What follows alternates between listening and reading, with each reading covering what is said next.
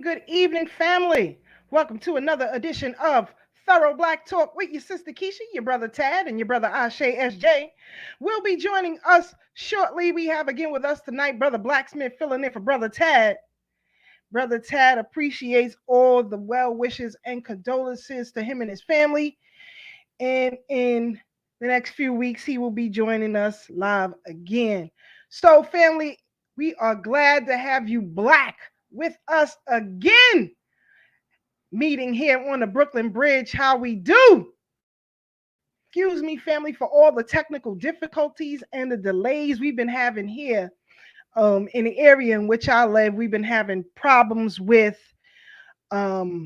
service, if you will, for the last few days. So excuse us for these glitches. But again, like I said, we are glad to be black with you once again on the Brooklyn Bridge. It's about to go down, baby.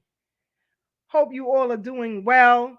Tonight we have a lot to discuss. It seems a lot of our people are a bit confused about what's happening as it relates to Russia and the Ukraine. I'm seeing black people, all ages talking about we stand with Ukraine. Like, seriously? Anyway, we're going to get into all of that. We have with us tonight also a guest, producer of the film Mosiah, about the Honorable Marcus Mosiah Garvey. He will be with us tonight to discuss his production of the film and some other documentary films that he is working on. And tonight we're going to show you how you could become an associate producer of this upcoming historical film. So get ready, buckle up, it's going down. Sister Farnessa, hope everything is well with you on your end of the world. Hope things are going well with you and the family. Stay strong, keep your head up, keep your brain power in check, because there's a lot of craziness going on. I know you see it all over social media. I don't know. Sister Aminette too, shout out to you and your family. And happy belated again to you and yours. Glad to have you with us right here on the Brooklyn Bridge. Sister Joyce, Brother Monty on the check-in. Glad to have you both with us always, always. My bigger brother and bigger sister, they look out for me. For real, for real. Brother Ray, I will be with the Brooklyn William Mackey Jr. History Club next week, family. Next week, family. Am I right, Brother Ray? We are going to discuss some prominent women in our history. And I'm going to highlight and feature the life and times of Miss Fannie Lou Hamer. We're going to dissect a documentary film that was released about her. And we're going to connect the dots with her movement and everything she went through in the 60s in Mississippi. And you guys are still dealing with it today. We're going to show you the tricks of the trade of politics and the power and the strength of Black women in the movement.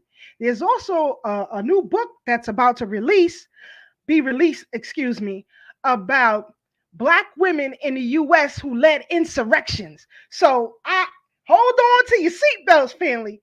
You better be in the house at BK William Mackey Jr. History Club next week, Wednesday, 7:30 p.m., 103 Quincy Street in Brooklyn. Now, if you can't get there, another part of the world, you want to see the lecture, you want to see how it goes down, tune in to Thorough Black Talks Facebook page, and we'll make sure you all get the Zoom link so you can check it in. You ain't going to want to miss it. Trust me when I tell you. And tonight we got some clips. So anyway, get ready. Sister Marie, hope everything is well with you and your family in your part of the world. I know it's a lot of craziness going on over there. Sister Tony, Chef A in the building. What's good with your family? Hope y'all doing well always proud of y'all and all the things that you're doing. And to your sons too. I love it. I love it. Yeah, brother Ray said that's right. So it's going down. It's going down. Trust me when I tell you. Yes, everything is well on my end so far. So far, so good. They been leave me alone because like I said, we've been having some problems. Excuse me, some issues with Wi-Fi and internet service. There is some digging under the grounds that's happening in the area of East New York that I live in. It's the petroleum well. So all of you who get, your oil and stuff like that, in the borough, it comes right through this town where I live at. It's a conservation area, so always having problems with Wi-Fi and things of that nature. But it is what it is. Yes, I will be posting the Zoom link once Brother Ray sends it to me. I'm going to post it. And if you want it personally sent to you, just let us know and we'll make sure we send it to you in Messenger if you want it personally sent to you. So you're going to want to check that out because we going in. We going in. Now, I wanted to show you just a little bit for those of you, because we have people who view us from all over the world. Shout out to all of our viewers who tune in every week. Y'all meet us here on the Brooklyn Bridge. You coming from Japan, you're coming from Ghana, you're coming from Senegal. I'm looking here, you coming from Nigeria. We got to get on Nigeria in a minute. So hold on, family. All our brothers and sisters in the UK, shout out to you. Thank you for tuning in.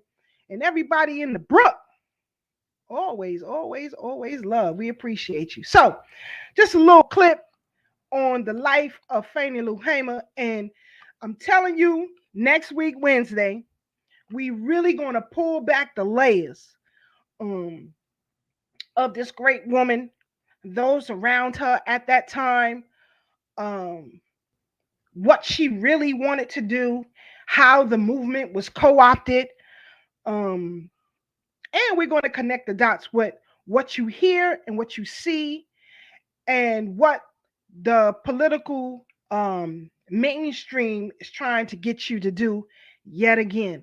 So with this lecture, we're going to teach you the tricks of the trade and, coded language and things of that nature, and just the brilliance and the passion and the depth of Fannie Lou Hamer. So hold on for a second. We're going to play a little clip. And then, like I said, we're working out some technical difficulties to get my brother Ashe SJ and brother Blacksmith in here. So hold on, family. Hold on, family.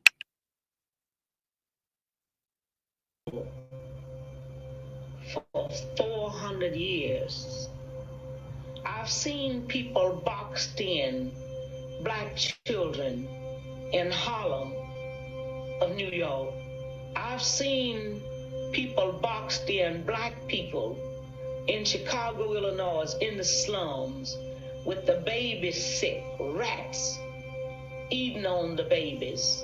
So what we mean by black power is we mean to have not only black political power, but black economic power to have. We are tired of people saying that we are satisfied because we are everything but satisfied. To take things maybe easier than I can, and all I've ever done was suffer. A person that's born in the middle class and have always had things somewhat decent, he can't make a decision for me because he actually don't know how I feel. I never will forget to me one day from the NAH was the National Association of the Advancement of Certain People, but it didn't include us in Mississippi. If I just had your wings, bright angels above, I'd fly away to the kingdom, bright angels above, I'd fly away to the kingdom, bright angels. She knew life. She had lived it. She had experienced things that many of us could never think of facing. And yet, she could smile, she could shout, She could make other people happy, and she, if necessary, she could cuss them out. She wasn't afraid. Miss Hamer talked and told it like it was, and everybody found out how people was being treated here. So yeah, that's just a little bit of what we're gonna deal with on the 9th next week at the BK William Mackey Study Group. And Brother Ray Ray said if you text me or email him your number, he will make sure you get the link personally. So his information is on the screen. And you know, it's just not lectures that go on at the BK William Mackey Study Group. No, we got book lists and all that. And so next week also, we're going to give you the list of books that you can purchase. We're going to give you the prices of all of those books. And then we'll give you the information on how you can get the books sent to you. It is very, very important that we maintain a level of intense study. I know people are getting hyped about Kanye, talking about we need to have Black Future Month, but you can't have a Black future without a Black past and a Black present. So I find that troublesome because no other people walks away from their past. In fact, everyone in this country has gained a political footing because they refuse to let go of their past. Only Black people peddle that nonsense. Brother Ray Ray said, don't forget the soup. Yes, he does serve soup. When you come through, he feeds you. He got some croissants. He got some soup. He got some tea and coffee. He hook you up when you come through the BK William Mackey Study Group. So, again, for those of you who are in tune with Thorough Black Talk Worldview, just stay tuned with the Facebook page, and we are definitely going to make sure you have that Zoom link because I'm telling you, with the way I dissect Fannie Lou Hamer, I'm telling you. And like I said, we're going to discuss a new book. It hasn't been released yet. You got to get on the waiting list to get the book. But an attorney did some extensive research. You're going to have court documentation, in the book. The book is going to be released in June or July. So you want to pre-order it now. The level of pre-order for this book is already high. So on Wednesday, I'm going to give you the details about this book. And I'm telling you, and from what I've seen of the interviews of the author, the book is going to be extremely graphic. Like I said, because they're using court documentation and other things. One of the things that is never spoken about is Black women and their leadership in insurrections. Everybody talks about Gabriel Prosser, Nat Turner, and we should, but I'm telling you, there were some Black women who were even more brutal. They really came with it. And I know for certain that our people and our enemies are very much fearful of Black women who got their mess together, who got their stuff together. Black women leading the charge is a fear, I'm telling you. And I'm going to discuss a major case that took place where I personally witnessed the fear of young Black girls getting together to go against their natural enemy. So, again, you want to tune in Wednesday. Don't be late because I'm going in on time. Ray Ray don't play about that time. He be like, on time. So, yes, it is powerful, sis. So, we're going to talk about all of that on next Wednesday. Shout out to Sister Pat on the check-in. Thank you. Sister Aminetu said, as a Black woman in the South, I am so proud of Fannie Lou Hamer. Arkansas and Mississippi share a lot of the same broken laws. Absolutely. Now, I don't know if you all are travelers, and if you are, if you've ever been to the Delta, That's something that's gonna open your mind. You know, a lot of people can't take the level of poverty that is in the Delta of Mississippi. You talking, matter of fact, Wednesday, I'm going to show comparison. Remember all of these commercials they used to show of, you know, young black children on the continent who were starving and, you know, unclothed. And I'm going to show you side by side with young children who live in the Delta. The same exact images. That's a hard place to be. You know, Mississippi is hard in itself, but travel to the Delta if you're really about that. Matter of fact, I don't know. I might host a trip down to the Delta because I think it's very important that we study exactly, you know, places like Sunflower County, where Fannie Lou Hamer originates out of. You know, you need to see what that is like, to see those cotton fields that are still around. The wind in that part of the world is telling some. It is very eerie. So, you know, I'm going to discuss all of that again, like I said, on Wednesday, 103 Quincy Street in Brooklyn, 7:30 p.m. For those of you who can't make it, we will have the Zoom information up for you. And I see my brother Ashe SJ is in here. We got brother Blacksmith on the check-in. We pulling him in the queue. So again, family, you ain't gonna want to miss it. It's Women's History Month, Black Women's History Month. And Sister Keisha gonna tear it down. Trust me when I tell you. And tonight we got a special treat for you on our break because it is the Earth Day of the one and only, the incomparable Miriam Makeba tomorrow. So we're going to discuss all of that. And for those of you who've been watching, you should know a little bit of history about Miriam Makeba, you know, because we broke it down on here. There is was a great musician who left her trust in the care of Miriam Makeba. And it was pretty much destroyed by your Vice President Kamala Harris. But if you've been tuning in to Thorough Black Talk, we already dissect that history, so you can go back and catch the replay on that.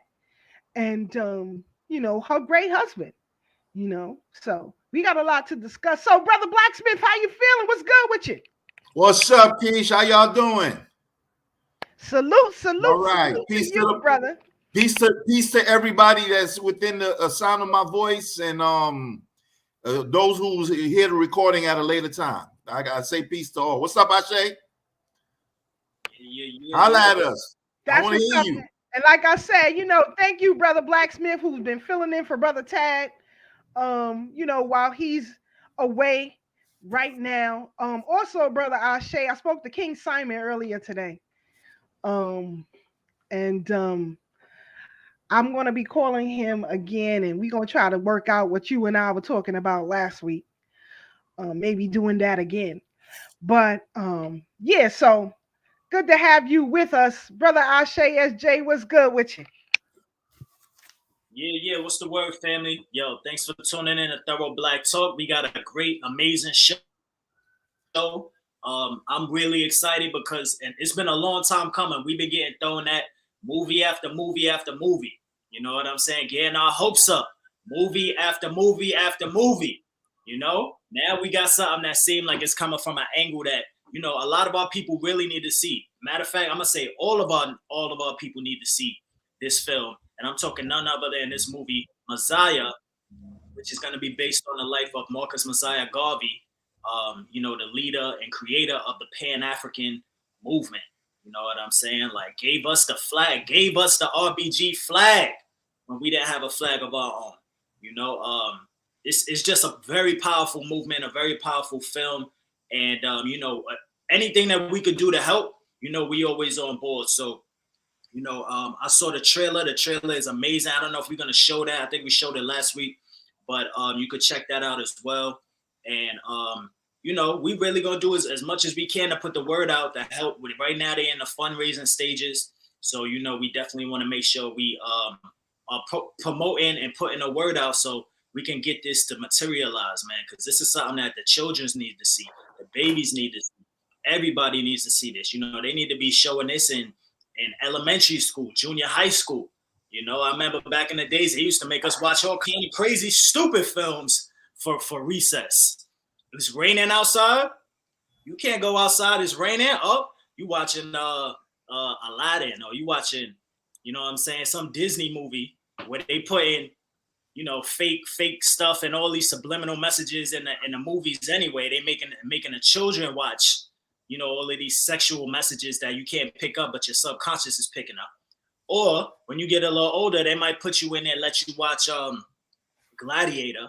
They had us watching Gladiator for a while too, because that's supposed to be like Roman or Greek mythology, whatever the case is. All that's fictional, man. You know what I'm saying? They got us watching all of these other movies. The only movie they let us watch, matter of fact, I think might have been, I don't even think they let us watch it, but I'm not sure. But I know sometimes they let us watch like Amistad and, you know, things like that. But that's from a position of, you know, we in slavery. We just getting beat down, brutalized, raped, abused from all kind of different angles. So this is something that is definitely empowering and make you feel good, make you want to get out and get some working for our people.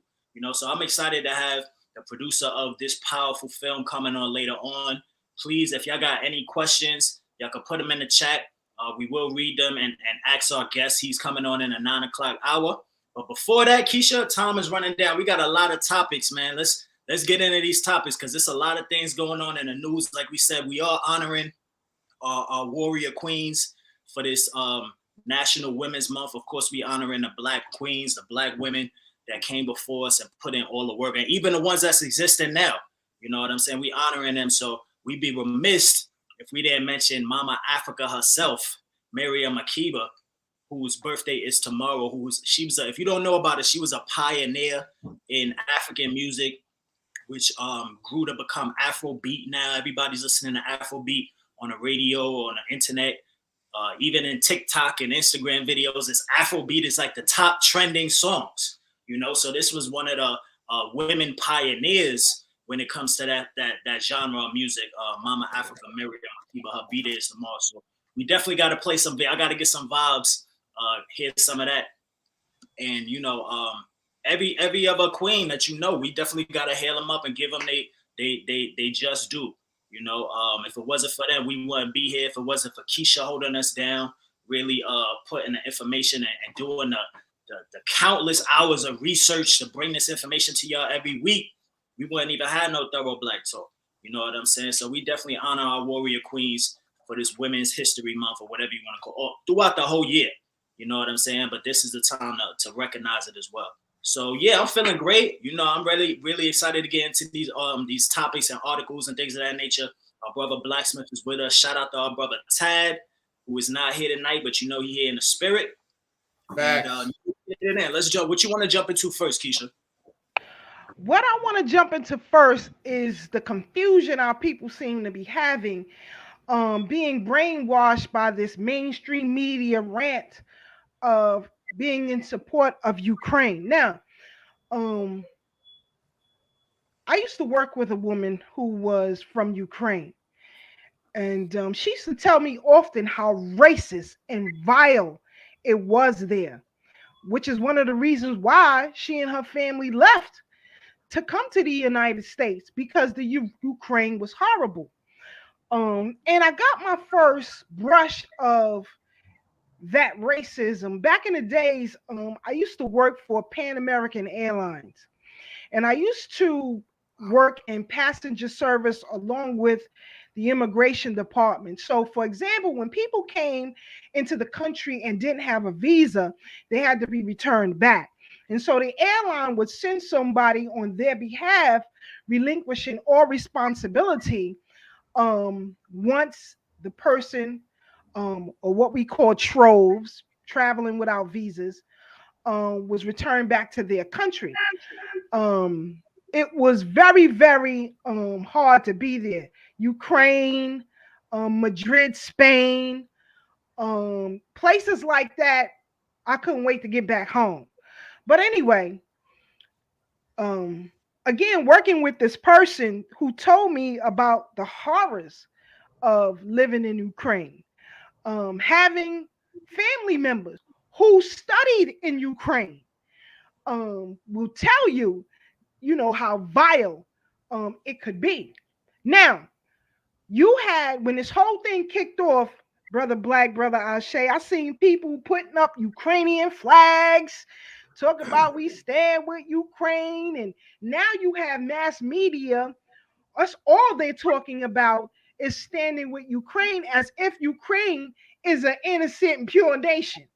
The only reason why they telling you to stand with Ukraine is because the head of state, Vladimir Zelenskyy, he is of Jewish origin.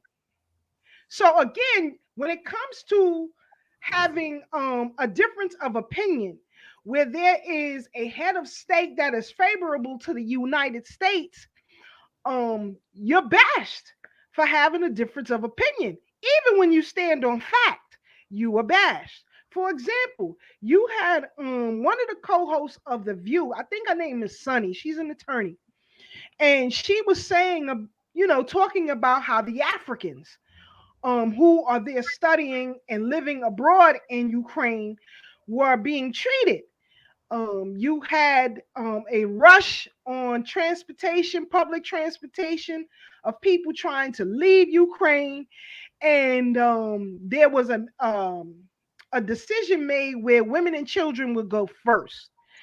Okay, and the men will stay back and fight. Okay, great. Now, when these Africans showed up to board these trains and buses, they were thrown off, saying Ukrainians go first. You understand? Now, here's my issue with all of this. First, I got two things. First of all, it is just as of yesterday, you have certain media outlets even discussing this. That it exists. It was independent Black media streams that kept the pressure on about how Black folks are being treated in the Ukraine. Now, Ukraine is a hotbed for oligarchs to hide money, just like in Geneva, Switzerland. In fact, in 2018, current president Zelenskyy was in Switzerland with I'm told he is the richest man in Ukraine, who actually funded his campaign. Now, again, he's a hat, and put him in a position of power. Now, nobody questioned this president. Now, please, before y'all go on a tangent and say, all thorough Black talk is support Russia and Putin, I ain't supporting no Urugos, period. But anyway, for the sake of argument, let's get with it. Now, this dude, he was an entertainer. Again, you can't trust entertainers, right? Zelenskyy was an entertainer. He was a comedian. In fact, his most famous skit was playing the piano with his penis. I'm dead serious. Y'all Google it, look it up yourself. Matter of fact, let me see. Hold on. This is his claim to fame. I'm serious. Hold on. Hey, Keisha, he playing the pianist.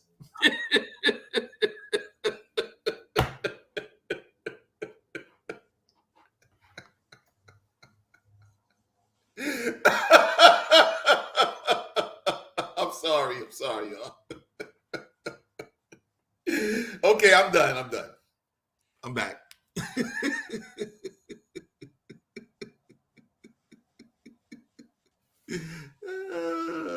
She muted me. You on mute, sis. Sorry about that. Yeah, he was on mute for a good 30 seconds. All right, sorry about that. So we're going to scroll through this article real quick. In the first paragraph, it says, less than 4 years ago, Vladimir Zelenskyy was one of Ukraine's most popular TV comedians, starting in a satirical TV show and performing in a troupe where he played the piano with his penis for 5 minutes. So now you in support of a person. You understand what I'm saying? You don't even know what the hell is going on. And you're out there, I'm telling you, I've seen black people doing this. I'm like, you gotta be out your mind. Meanwhile, the United States has agreed to take in some of the refugees who are escaping. Now, you just took in the Afghanis. Now you want to take in the Ukrainians. But when the Haitians reach the border, sent in your goons with badges and guns after them. You got rid of each and every one of them. There was no empathy or sympathy for Haiti. For those people who came across the border, even when their country was under attack, president was assassinated. You gave no empathy, but you're here for the Afghans. You're here for the Latinos crossing the border. You're here for the Ukrainians. Nothing for black people. $50 billion is being set aside for it. But when it comes to reparations, you got nothing. You got black people who saying we don't deserve reparations, but they're in support of giving money to Ukraine. Go to the nearest wall in your house and ram your forehead right through it. Because that's what you deserve for being stupid. For being stupid. It is a hiding place of money. It is a hiding place of those of particular stature, if you will, engaging in unethical behaviors. That is a hotbed. And you don't even know what you champion and rah-rahing for. But I'm going to get off my soapbox. Brother Ashe, Brother Blacksmith, your thoughts. You go first, Ashe. Go ahead. Yo, what you said is right and exact, sis. You know, I mean, they always mistreat African people, you know, and for the longest time, like, we don't know how to mind our black business. We don't know how to mind our African business. You know what I'm saying? We always want to jump in. I don't know, like we always talk about on here about our ability and, you know, to a fault that we love everybody and we want to help everybody and we want to give because that's the kind of people we are. But sometimes it's to a fault, you know, because now we're hearing about what's happening in Ukraine with the bombings and the shootings and all of that. Now we want to help them. All of the people around the world, black people, we putting our head into something that we don't even know about. You know what I'm saying? Because like Keisha said, they're not letting the Africans in Ukraine that they are, even though the Ukrainians are being waged war against and all of these things are happening, they still finding in their heart to be racist. And they still finding in their heart to segregate black people from everybody else and not give people a fair chance. Mind you, the black people that's in the Ukraine, a lot of them are students. You know what I'm saying? A lot of them have traveled there just to make a better way for themselves. And they upright citizens. They might even be doing powerful things for the country of Ukraine. You know what I'm saying? And as usual, these people just want to take advantage of us when it suits them and when it benefits them. And when they don't need us, they kick your ass right to the back again. So that's why our brothers and sisters are in Ukraine stranded. You know, so right now, this is a time where we have these big black leaders or these celebrities that have money. Now put your money where your mouth is. Because if you could go and drop all of these bands in the strip club and you could go to the jeweler, all of these jewelers that don't even look like us, Saudi Arabian jewelers, acidic jeweler, yeah, I said acidic jewelers, going to all these goddamn different people that don't look like us and you proud because you spending 30 racks on one bracelet, 50 racks, 100 racks on one bracelet. When you could be putting that money into everybody, all these celebrities, basketball players, actors, they proud. They ride G4 planes, right? G4 flights. They don't go to the airport. They go to the Clearport, right? Well, why they can't take the Clearport and send a jet to the Ukraine to bring some of the Africans back that's stranded there? Why they can't do that? Why they can't get a big ass, it could be a bunch of them, come together, put some money together, get a plane, bring some Africans out of the Ukraine that's stranded. Why they don't think of that? because they selfish. Because all they want to do is spend their money on jewelry, cars, you know what I'm saying? All of these crazy things. Because we lost. We not operating in our African mind. We need to get that back, family. Mind you, I see a lot of people online, all people, black people, getting carried away because of what the media, what the news is telling them. Now they sharing this, sharing that. Oh, support Ukraine, down with Russia. Every time you hear, go on your timeline, that's all you see, right? But check this out. Do black people even know? Or are we just listening to what the goddamn your favorite tabloid, CNN, because that's a tabloid, listening to what they tell you and force feed you? Or are you doing other research and cross-checking and your references and really getting down, or actually going on social media to utilize it for something that's real and get the real news? Because there's people out there that's on social media that's taking video, live footage and all of that and telling you the real story. And believe me, it's contradictory to a lot of the stories that you see on TV, because they just want to force feed you their narrative to make you brainwashed to believe the same thing that they want to believe. But check this out, family. Just yesterday, family. I don't know if a lot of black people even notice when they're sharing this online. Just yesterday, the United Nations has put together some big project, and it's talking about basically they trying to condemn the acts that's happening by Russia and all of that, what they do in the Ukraine and all the aggression. They're trying to condemn it. So they put this mass voting package together, right? The United Nations. Guess what they did? They took it to Africa. They told the African countries, vote against this. Condemn all the stuff that's happening in Russia. Guess what? 24 African nations declined to condemn Russia. 24, go in, I say, go in. 24 African nations declined. They said, I'm not signing this. I'm not condemning Russia. So black people that's online sharing this about Ukraine this and Ukraine that, do your history, like check your resources first. You know what I'm saying?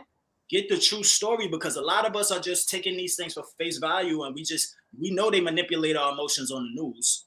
So we just take this and then we reshare it and repost it, not even knowing the stance that African people have, that black people have. If we was minding our own goddamn business, we would have our own stance on this instead of taking up somebody else's stance. So 24 African nations, they either declined or they said they're not even gonna sign it. They just withdrew. Or I think one of the nations actually voted against it to say that they would not condemn Russia for what they're doing in the Ukraine. Now, why is that? A lot of us don't study history. See, throughout the Cold War, throughout so many different things that happened with black people in history, Russia has actually been there in Africa to say that we support what you're doing. Where South Africa had apartheid, Russia had big relations with South Africa. Not saying that Russians are some angels or nothing like that, but I'm just saying, know your history, know your place in this world. So a lot of African nations actually have good relationships with Russia, whether it's trading, whether it's arms deals, whether it's just support, where they say, oh, Russia said they was against apartheid. They stood against it. You know why? Because Russia is against these devils in the UK and in America. Western colonization, they against that. Neo-colonialism, that's what they call it, right? Russia ain't down with none of that, because Russia sees that, I mean, of course, yes, some of y'all catching it. It is a battle, right? It's a battle to see who's going to be the world superpower or whatever the case is, right? And we know Russia and the US, the only president that was actually cool with Putin was Trump, right? Everybody else was like, we don't really know. You know what I'm saying? Because they say Trump wasn't with that. He not with that whole Illuminati and all of this New World Order and all of that. That's what they say. I don't know. You know what I'm saying? Well, all I'm saying is Russia has good relationships with a lot of African countries. Hence the reason why they are saying they're not going to condemn what's happening. They're not going to break the relationship and the tie that Russia had when throughout all of these years, Russia was showing love, or at least what it seemed like support, you know what I'm saying, for these African nations. So we got to get it together. We got to know our place. Stop getting sucked into what the media is telling us. Take it, listen to it, but then process it and be like, yo, what is the African's place in all of this? Because everybody talking about prices is rising. It was already rising. Now with this happening, prices are going to rise even more. You know what I'm saying? The trucking industry, that's still going to be messed up. That's going to be even worse. They're talking about oil, all of these shortages that's happening, right? Because of this war, right? So where do you think most of the resources come from anyway? The motherland. So somewhere out of this, the Africans' places, they're going to come here to take more stuff and more resources from us to delegate it throughout the goddamn rest of the world. You know what I'm saying? So if we smart, we would study our place as Africans and say like, all right, this is a capitalist society. I don't believe in capitalism, but hey, they've been capitalizing off of us. So let's see how we can make the best out of this situation. Instead of just sharing things online, things that we see and we just reposting it, we don't know the historical context of these people that we dealing with. You know what I'm saying? And it's crazy. I don't know if it's just because it's funny. I'm gonna pass the mic with this, but it's funny because like a lot of our people, we talk about how we just like I said, we just fall victim to our own love, being Africans. We want to love everybody, even at the point where it's a fault, where it'll hurt us to love everybody, loving our enemies. You know what I'm saying? But it's funny because a lot of people, they want to sing Kumbaya. They want to, it's funny because today, actually, Keisha and Blacksmith is the anniversary of the Rodney King beating. That happened today. Wow. 92, today. I believe. Yeah, 91. 91, sorry. Wow. That happened today, anniversary. And what did he say? Can we all just get along? Can we all just get along? And all these years, Africans throughout the diaspora are still trying to get along with people that don't want to get along with us, with people that are clear, evident enemies, and we still want to get along. We putting up posts support Ukraine. Meanwhile, in Ukraine, they goddamn being disrespectful to Africans, people that look like you and me. Now, you tell me if you was a Black American, whatever you want to claim,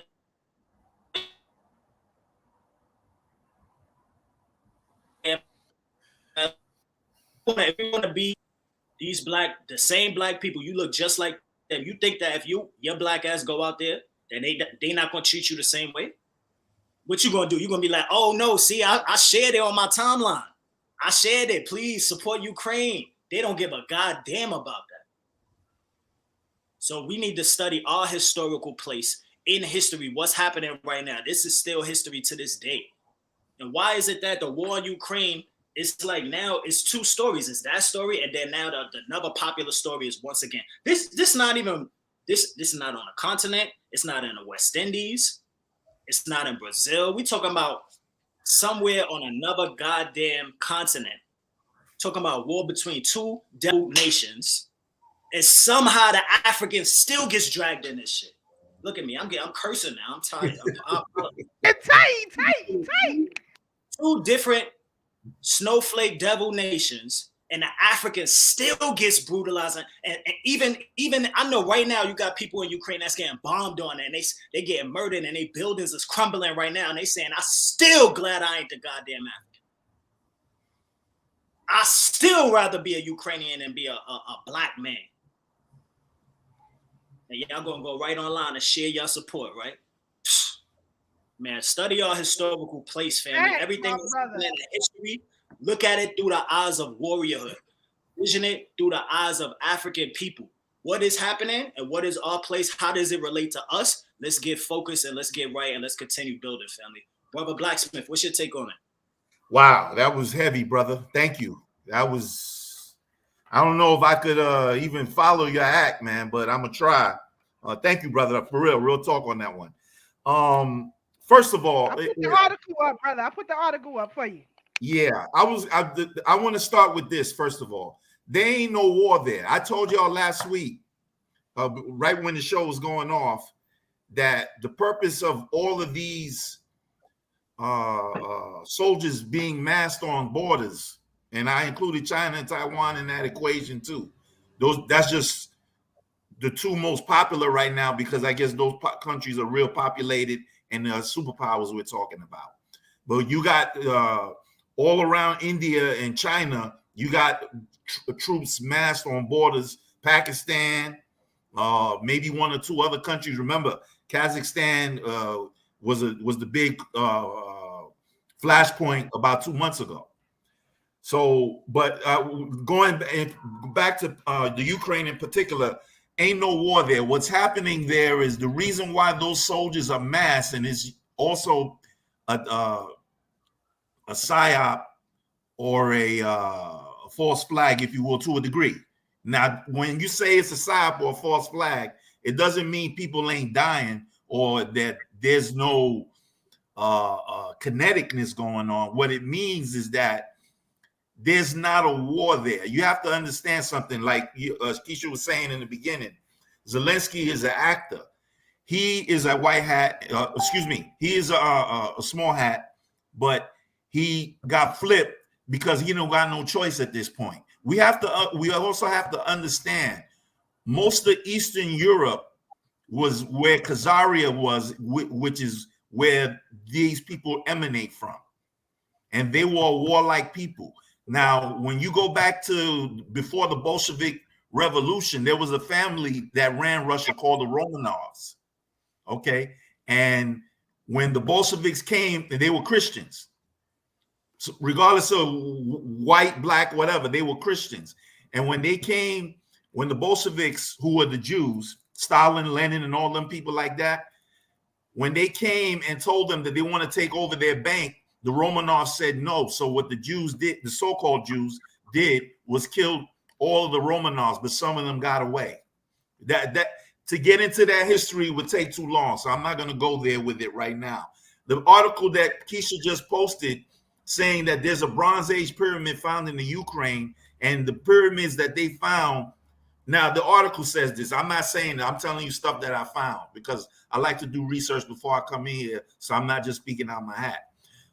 Says that it predates Egypt by 300 years. How they prove that, I don't know. I'm not going to get into that part of it. So my question to that article in particular is, who are the original people of the Ukraine before the small hats got there? And we know that it's anybody that looked like us, because 55,000 years before, 55,000 years ago, there was no such thing as anybody on this earth who wasn't considered, or what we would consider today, black, African, whatever you want to say. So that's what I'm gonna start with that. As far as that's concerned, Europeans are who they are. It is posited that their nature is the way it is because they birthed themselves in this world in the cold, and so they had to learn how to be cold and cunning in order to eat. So they had to plot how to get animals and stuff like that, because what are you going to grow in ice and snow? You know, the Iceman Inheritance tells you about that, you know, and if you haven't read that, y'all need to get that one. Remedy H, he's a guy I watch on YouTube. Very good dude. I think y'all should get into him. His name is Remedy H, just like it sounds. H, like the letter H, like hot. He calls all non-people that we would consider black, African, you know, Africanoid, whatever you want to call, orcs. Okay. And as far as he's concerned, even Mexicans and all that who are Asians from long ago, they're all against us. So we ain't got no wins with nobody nowhere. You know what I'm saying? So as far as the Africans are concerned in Ukraine or wherever they may be in the world, when I say Africans now, I'm speaking about, in particular about Africans on the continent of Africa. I lived there for 2 years, so I can speak on a level of living there and experiencing it for myself, as opposed to reading books or visiting for a week or two. You know what I'm saying? I can say that now it's time for y'all Africans, and I hope Africans in here respond to what I'm about to say. It's time for y'all to know that when you go anywhere in the world, nobody loves you. You know, the some of the women might really love you because they like, you know, they like a bigger thing.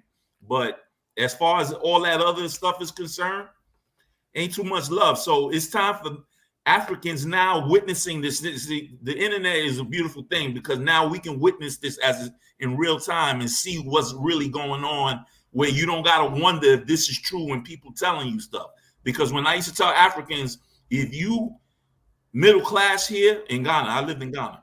If you middle class and you are right, don't ever go to another. You go visit, go turn up, go see how it is. It's good to travel, but don't live there. Develop your country. You know what I'm saying? Because agreed. When these situations come up, I can't predict every situation that's going to come up. But when these situations come up, you ass out. Now, the leader, who I blame in this particular case with the Ukraine, this thing has been flaring up for a few weeks or a few months. Let's say a month and a half. Diplomats and ambassadors are supposed to know how to move in the event that a war starts in the country, where there's supposed to be planes waiting for a certain amount of people, because they're already telling you, look, things looking kind of bad here. We're going to have to get out of here. You know what I'm saying? So every time this happens, that happened in China when the Wuhan, in Wuhan 2 years ago, 2.5 years ago now, when COVID first came, where they was kicking people out of their own apartments and hotel rooms and stuff like that. And these people were, they're living, some of them lived there 5, 6, 7, 10 years. So, and blaming the Africans on a disease that, like, it didn't even, it popped off in Wuhan. How you going to blame them for it? But this is what I'm talking about. And we don't learn from that. We just think it ain't never going to happen to us. It's like a dude that never been robbed. And then one day you walking through the hood sweet. The jukes is there. Like, it's too late. Like Mos Def said in his beautiful song, you got. It ain't that sweet, man. You better know what time it is. Know what time it is. So if y'all love these Europeans, they don't love you. The Chinese, Japanese, we ain't got no friends. Dr. John Henry Clark used to say it all the time. Let me finish with this. Hold on, one quick. Just hear for yourself how they feel. Children being killed every day with Putin's missiles.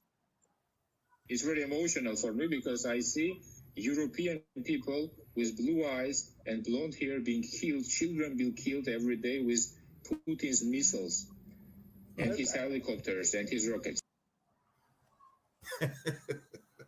There you have it. He worried about the blonde hair and the blue eye. That period. Now, not to cut your wisdom. No. Go ahead, please. What really ticked me off, and as Brother Ashe mentioned earlier, you have all of these African heads of state who refuse to budge for their own. You're a disgrace. You're a goddamn disgrace. Even Putin said, the African is so weak, he refuses to believe in himself, that he placed a hierarchy almost godly to the European and the white man. That's what Putin said. You don't trust your own goddamn self. The number one successful immigrant is the Nigerian, not the Asian. It's the Nigerian. Yet, where the hell is Nigerian? Where you at, Burner Boy? I don't see you. I don't see none of y'all saying a goddamn thing. Nothing. The majority of them students are Moroccan. The majority, not all of them. The overwhelming majority. Nigerian, Ghanaian, Jamaican. I don't give a where you from. Where is the head of state at? Where you at? That's just like if we're abroad and this thing pops off and you have black heads of state and they say nothing on our behalf when we're the most successful immigrant worldwide. You're a disgrace, and that's cowardly. And I'm telling you, everybody is pulling our rug, not just on a continent, but here too. As Brother Ashe said, we're on an anniversary of the beating of Rodney King. Yeah. Black men, women, and children still getting beaten, murdered, and slaughtered in these streets. You're still being discriminated against. Mm-hmm. You're still being shut out because of the Great Reset. Now you're below everyone else. Now you have nothing. Even here, that sucker card is being pulled. As the great group Mobb Deep once said, ain't no such things as halfway crooks. Scared to death, scared to look shook. Black family, our rug is being pulled. That cowardly behavior can't stand anymore. But we're going to move on. Okay. I'm getting hot. We're going to take a quick break. Right, Brother Ashe? Go ahead. Yeah, let's take a break. Before we do, I just want to say real quick, man, we'd be remiss if we not celebrating Black Women's History Month and not mention the name Breonna Taylor, man, because I just read in the news that the cop Hankinson or something like that, they had 3 cases of wanton endangerment. That's deliberate endangerment against him. Right. Not even for Breonna. Nobody got charged for Breonna. They charged him with recklessly shooting through the wall and almost hitting the next door neighbor. That's what they charged. And that was just him out of those cops. Just him. And guess what? He got free off of that too. You know what I'm saying? So please make sure y'all say her name, Breonna Taylor. That's a whole nother story we could go into right now. But you know, Women's History Month, we definitely honor her and do the work that we can, man, so this don't happen no more, family. Real talk. But yeah, let's take this quick break. So I know we're going to bring our guests in. Yeah, because we got our guest in queue. So we're going to take a quick break, family, and then we'll be right back because as we said in the opening, you know, we coming up on the Earth Day of the great Miriam Makeba. And those of you who are in tune with Thorough Black Talk Worldview, you know we did a great presentation on the connection between Miriam Makeba and Nina Simone. And if you don't know that, go back to the old shows and then you'll be able to check it out. But again, quick break and then we're coming right back with our guest, Brother Jirard. Hold on one second.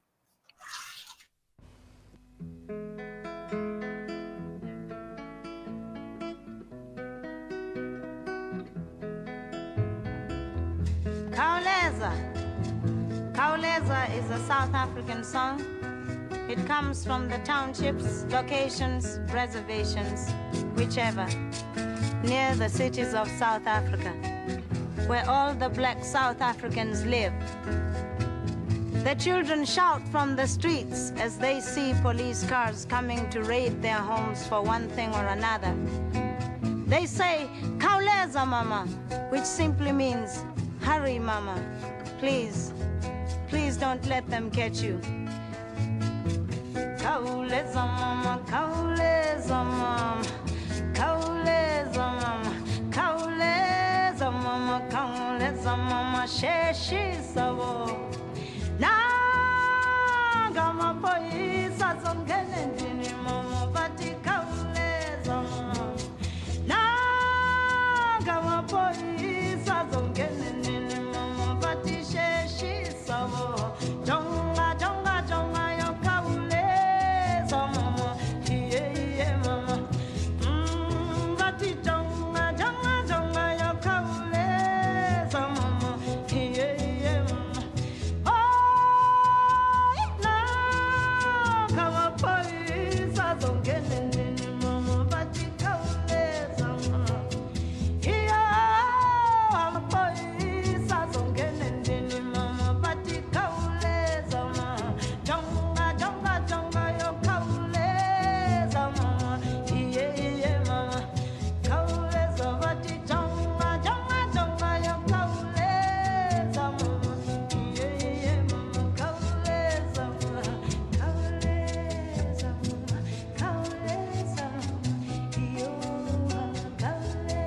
kauleza, kauleza mama, kauleza mama, yo kauleza, kauleza mama, kauleza mama, yo kauleza.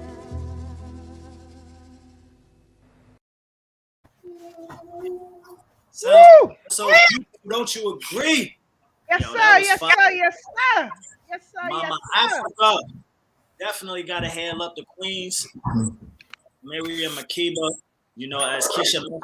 If you never heard of her, please do yourself a favor. Go on YouTube. Go on whatever music platform you got and download Mama Africa, Miriam Makeba. As Keisha mentioned, she had ties with Nina Simone, so many other great people. She was also married to my Trini brethren, Kwame Ture, formerly known as Stokely Carmichael, Black Power, the man who gave you the Black Power phrase. Wouldn't be no Black Power phrase without that brother. And she was married to him. So if you don't know about her, do yourself a favor, man. Everybody fella, you know what I'm saying? But she was a powerhouse, so definitely had to heal it up, man. But Keisha, yeah, I'm ready to go in. I know we got our guests in queue. I'm excited to see this movie. I got my popcorn ready. I got my snap, my slushy, all of that. You know, vegan popcorn is a thing. We're going to put some fake cheese on it, you know, but I'm ready. I'm ready, Keisha. I'm ready. Let's bring our guests in. Woo, the shade. I tell you, the shade of it all. But yes, we are excited to have with us tonight Brother Jirard. You know, I had a chance to chop it up with the brother last night. Brother Ashe, see, this is how we work with Thorough Black Talk. It could be 3 o'clock in the morning. We sending each other texts and all this kind of stuff to check out. So I get up early in the morning and I get a text from Brother Ashe, and it's a teaser for the movie Mosiah, right? So I said, all right, I'm gonna look at it. I didn't get a chance to look at it right away. I'm busy in the morning or what have you. So I checked it out and I said, oh man, this looked like fire. So I said, I wonder if we could get the producer of this film to come on. Sure enough, he was in the queue last week when we played the teaser. Wow. And I was privileged enough to speak with him last night, and not just talking about this film, but some other great projects that he's working on that I'm totally excited about it. I sent some clips to Brother Ashe and Brother Tad.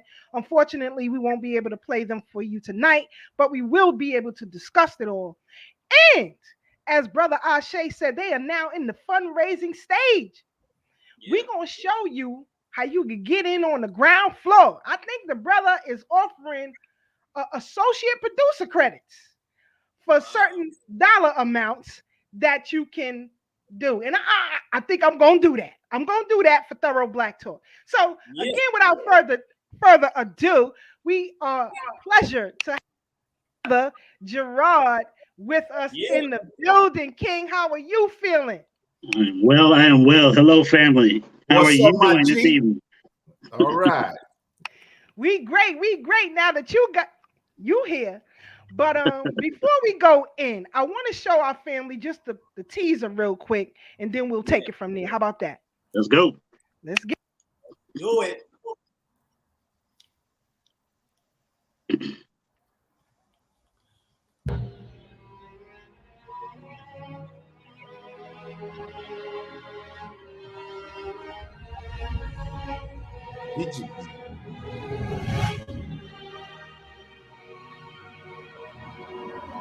I unequivocally reject the racist assumption of white America's ideology that God created the black man inferior. Because if Negroes are created in God's image and Negroes are black, then God too must in some sense be black.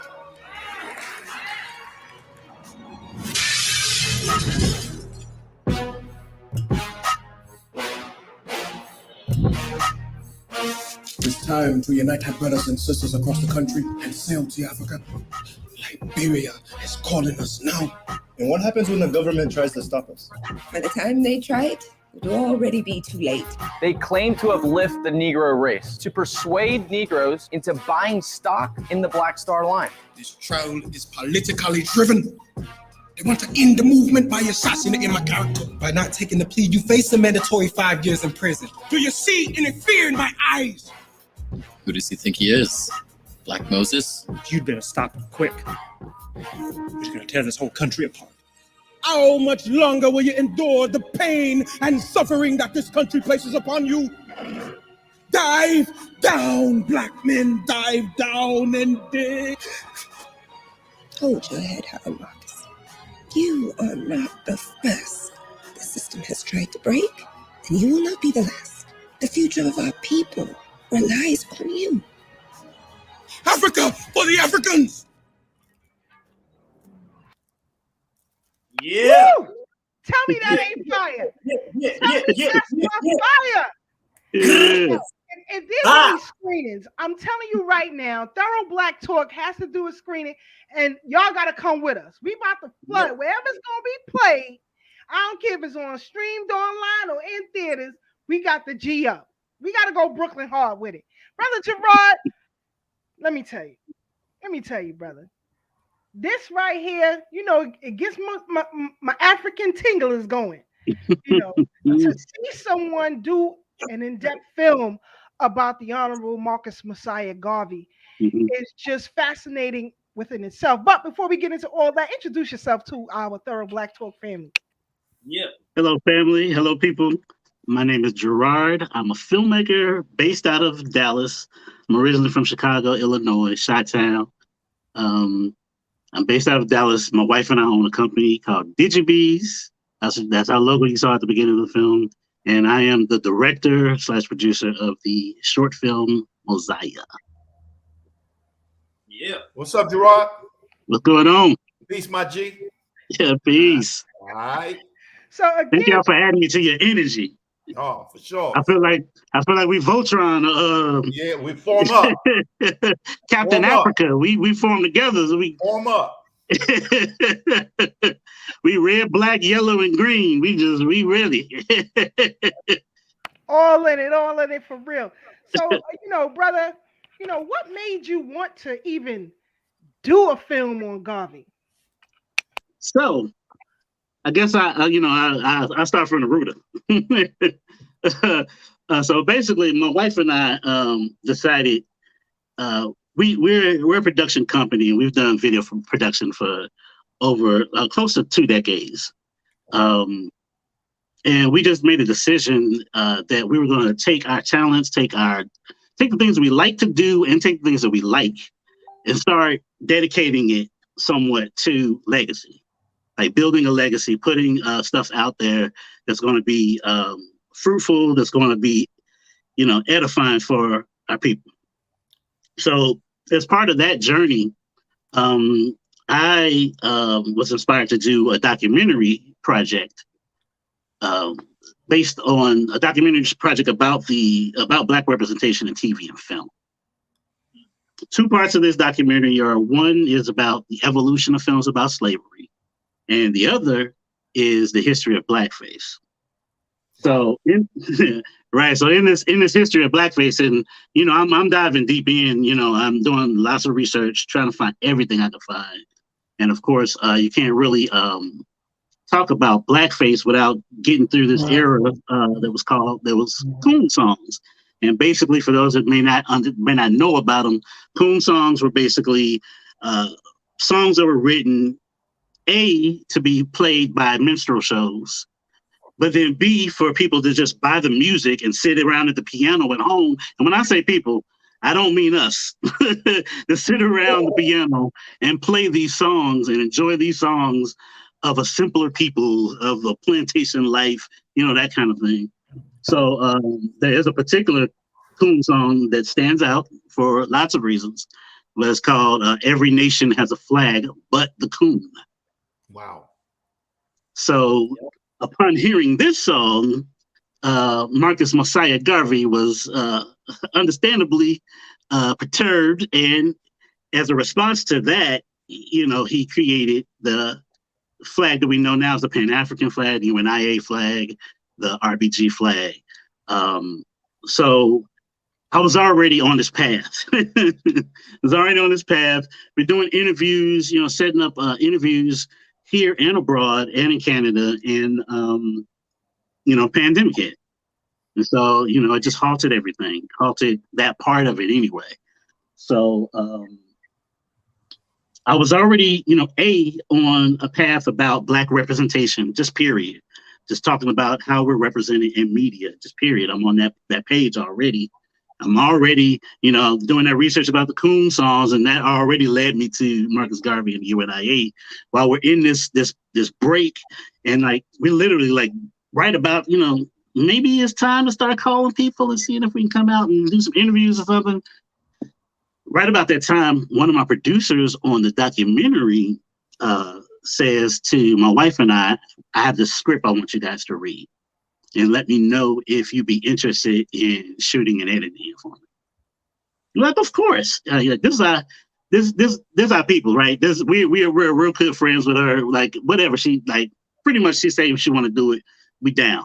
You know what I mean? So she sends it to us. My wife actually got to read it before I did, and she was like, "I think you really need to check the script out." And I was like, "Oh, okay, yeah, let me check. I'm gonna try to read it today." So I crack it open, see Mosiah, and then see Marcus Mosiah Garvey, and I was like, okay, if this is a good script, I think I want to direct this. And it absolutely was. It's already researching him and knowing that there is no film about him made, because I was kind of excited when they announced that the brother from Black Panther was going to be portraying Garvey, and I was like, okay, that was exciting. Winston too. Yep. Yeah. I was excited about that. And then once you read about the breakdown of it, and even the articles that are written about it, because it's real easy to be just caught on the headlines. That's how we do. Some people will write a whole think piece on just a headline alone. Then when they read the article, they'll just go all in on what the headline says. Him, just seeing him portraying Marcus Garvey was exciting.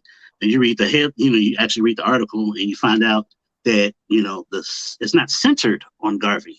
It's more of a film about James Worley Jones, aka Jack, and his infiltration of the UNIA. And of course, you can't tell that story without Marcus Garvey. And so I'll say this off the top, just about that in particular. I think there are a lot of stories to tell, and I think there is value in telling the different stories. And I think there is some value somewhere in the story about Jack. But we also, I'm dealing with Black representation. So the real issue is balance. We don't have a balanced view. So if we have a good, it's like making a movie about the guy that assassinated Lincoln without there ever having been a movie about Lincoln.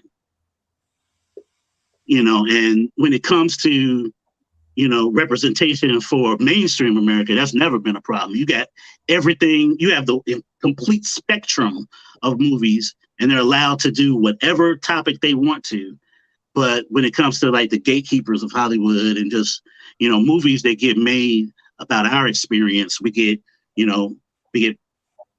put into a very small window. And, even with that window, there's a very large responsibility that we have for representation because there's so few things. So, I say that to say, to some degree, I am still looking forward to that film and seeing how they approach the subject and what type of presentation or what type of representation they give for Mr. Garvey. But, it was an opportunity there to be a film centered about Marcus Mosiah Garvey, and it was an amazing thing. And it's like, how can you pass that up? And I'm so happy that you guys are so excited about it.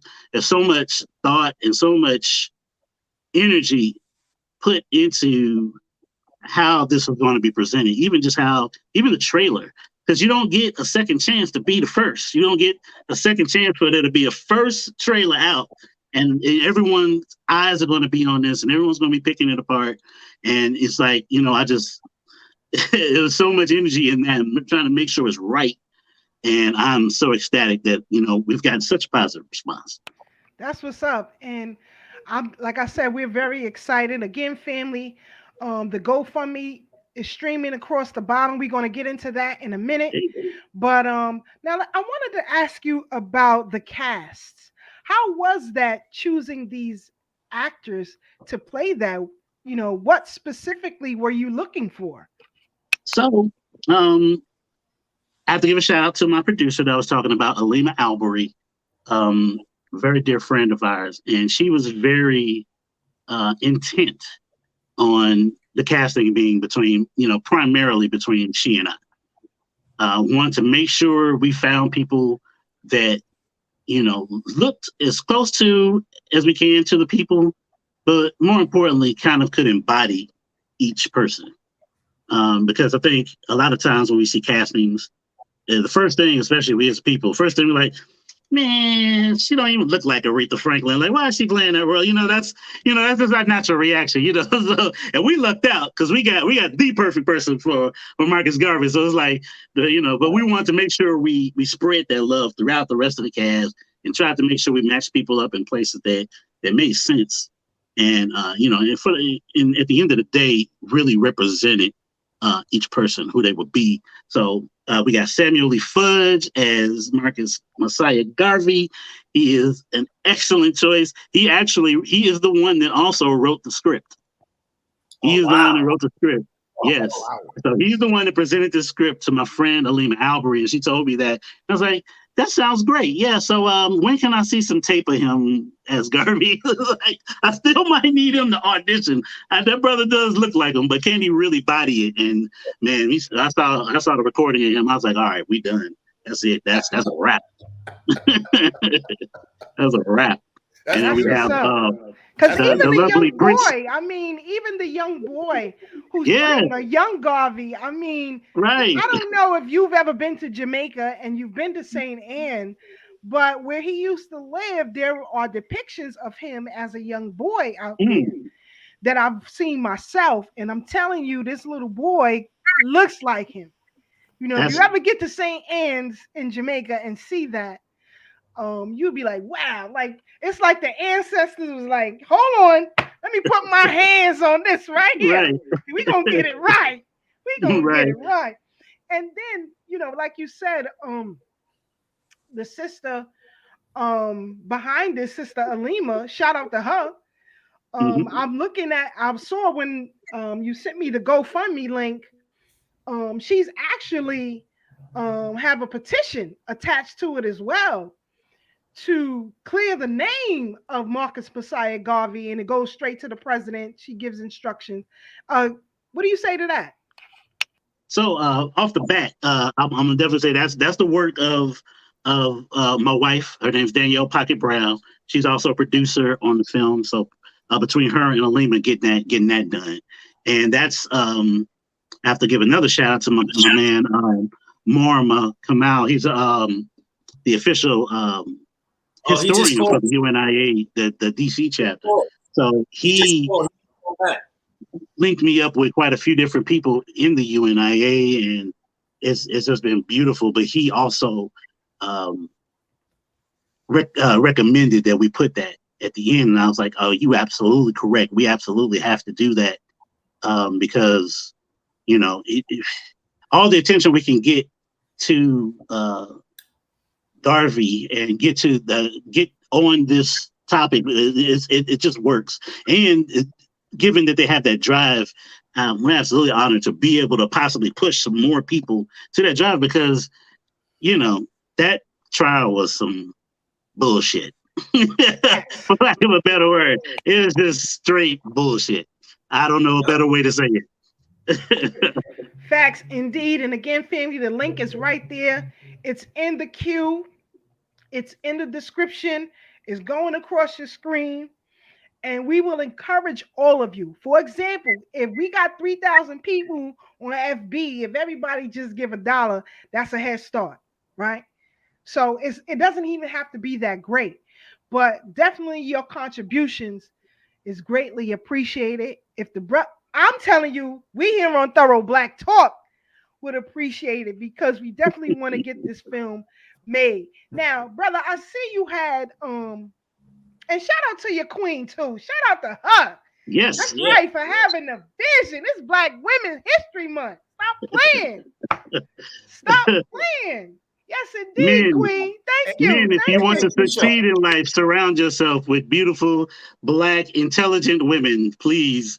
Like there's nothing like it. I've always been surrounded by powerful, intelligent, put together Black women, and that's I've been blessed in that way. So it's I have no problem. A lot of our team were women.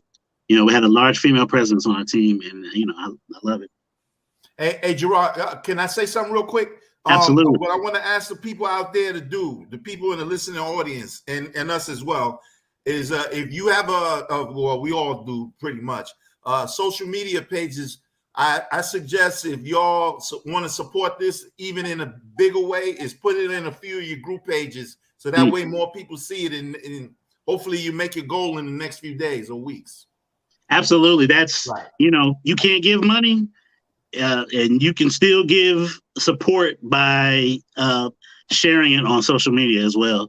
Like that, we need it out there. We just want to get it out there. Okay. And to anyone that understands a little bit about Garvey and his world and what he did, and any true supporters of his work and his philosophies should understand the concept of collective economics, and should understand like how he raised funds to get the ships so they can get line back and forth to Africa. Just think of it as having part ownership in this film that we're putting out. Trust in the vision, especially that, a lot of times people try to raise funds for films and all they can tell you is what they plan to do. And you just hope that, it's like, it sounds good. I hope they can pull this off. The good thing that we have going for us is that we have shot some of the scenes already, and we can show you the quality, the tone, the respect that we're giving this project. Yeah, man, I just gotta commend you, brother. You doing the casting is phenomenal. Even the beat that y'all chose when he was walking through the hallway, I'm like, oh, okay, this got a modern, contemporary kind of vibe. Like the young boys could get with it too, So, and that's very important, carrying on the name of Marcus Mosiah Garvey to the next generation. A lot of people don't know about him. A lot of our youth don't know about him. So I commend you, brother. And I just want to say, I'm grateful when I saw this film and then I saw that it was independently made and I saw the GoFundMe and all of that. I'm not gonna lie, that made me like it more, because a lot of movies, we're not gonna get too deep into it, but a lot of other movies, when they funded by Hollywood, they gotta water down what their messages and they get whitewashed, or they turn around and end up making a whole movie about the Judas and not the Messiah. You know what I'm saying? So even that film. Even when he talks about that film, he said that he thought that it would be, of course, we would love a film about Fred Hampton, but it seemed like it would be easier to make a film about the informant. And it's like, hope that will spark some desire and some, the desire to learn more about Fred. So it is what, and I know exactly what you're saying, man. And first of all say, Danielle Pocket Brown, my wife, chose that music. She is our music supervisor, so she knows what we was going for. She a badass, and I'm just saying that because I'm married to her. I'm married to her because she's a badass. So, yeah. So you take, Brother Jirard, you got a soundtrack for it? So we don't have a soundtrack per se. She is looking up some clips to use, but mostly I think we're going to go with a film score. And my man Sean Martin, who has a few Grammys and been on some very cool, high-profile projects, is going to do the score for it. Okay, that's amazing. Yeah, he's worked with the likes of Kirk Franklin, Snarky Puppy, just to name a few people, projects that he's been on. Okay, that's big names right there. So brother, I want to ask you, when you were making just the part that you made so far, which is amazing, I'm sure the magic, because all of us, we didn't get the pleasure of living in a time where we could actually see a Garvey speech live or embrace that kind of energy on that level. But being able to recreate something like that and cast it with a brother that is really embodying that Garvey spirit and looks like him, sounds like him, I'm sure the charisma and the energy was different. Like, what was it magical? How did that feel when you actually saw Garvey come to life and you're like, man, I'm really materializing this? Like, what did the energy on a set feel like? Man, let me tell you. So I tried to get like shirts every day that would like keep us on, I put a post up and said, keeping the main thing, just try to remind us what we're here for. So first day I show up with a Marcus Garvey shirt. And you know, people are looking at the shirt, then they look up at that brother when he gets in the car, and they're like, all right, this is gonna work. And then Britt Scales hit the stage as Amy Jacks Garvey. And I mean, that's literally the first thing we shot.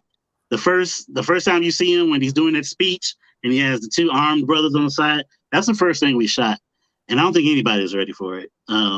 There's a couple times where he speaks then, he speaks another time in court. And of course we have, for the first scene, it's mostly Black people there. But in court, we have, you know, a few Caucasian actors. We have like the judge, the lawyer, some people, some extras. So I don't think anybody was ready for the words of Marcus Mosiah Garvey. And, you know, I think only one time I had to like make people understand, like when he says, you know, if the Negro is made in God's image, then God must in some sense be Black. And I was like, hold on, Sam. I was like, I need to talk to everybody. I said, I need y'all to understand that this is something that we know right now, like today. But when he's saying these words, this is some radical thought. Like, this is not everyday verbiage that's coming out of his mouth right now. I need you to respond like this is like blowing your mind, like, you know, and reaching you in a way that you've never been reached before.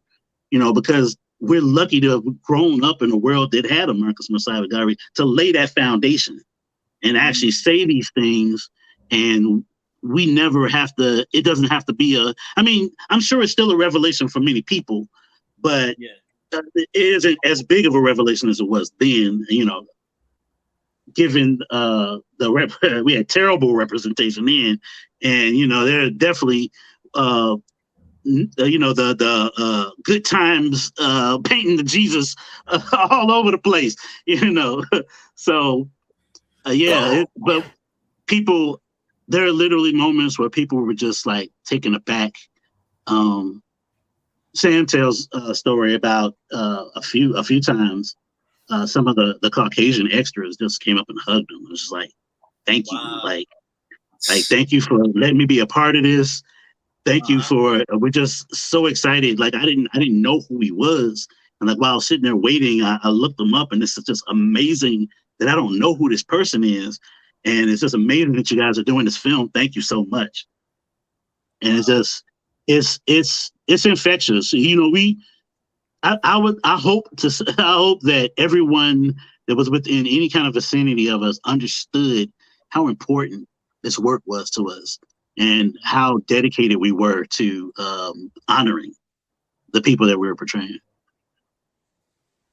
Wow, that's amazing, man. I would like to ask too. Was there anything? Because I'm sure you had to do like research for the characters and the storyline and things like that. Did you learn anything in particular that you didn't know about Garvey or his story from doing this project? I didn't know how many ships he had.